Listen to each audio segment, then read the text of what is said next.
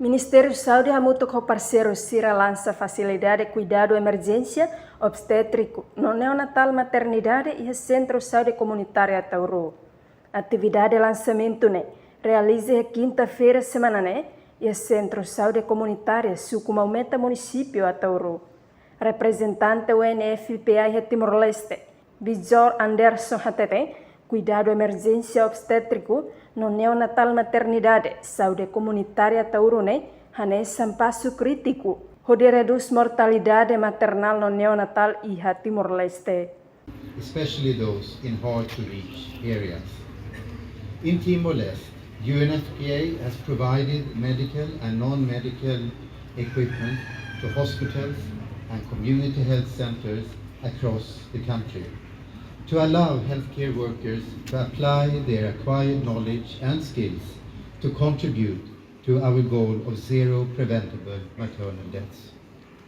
UNFPA will continue with its flagship EMOC training program, supporting the Ministry of Health in improving quality of service delivery, particularly in maternal and newborn health, and offering support to midwifery schools.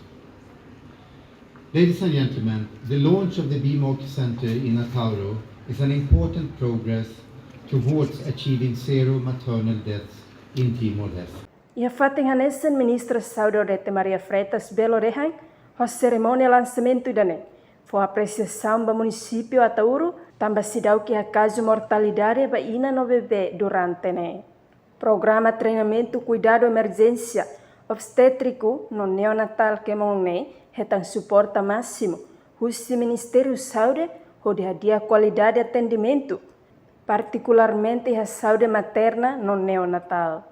Entretanto, a tinan rihunrua senoloresinen, Timor-Leste e a taxa mortalidade inan, nebe asli e a região sudeste asiático, também ministra Odete Maria, fiar o treinamento hirak nebe makfoba parteira sira, bele reduz neti caso mortalidade ina no bebê e haraidoben Timor-Leste. Reportagem Jacinto Kai, Televisão Timor Post. Janela informação by Emma Hotu. Atuheta informação atual diakliu kita haluha haneham botão subscribe, like, halo comentário no fahet botão ba media social Hotu.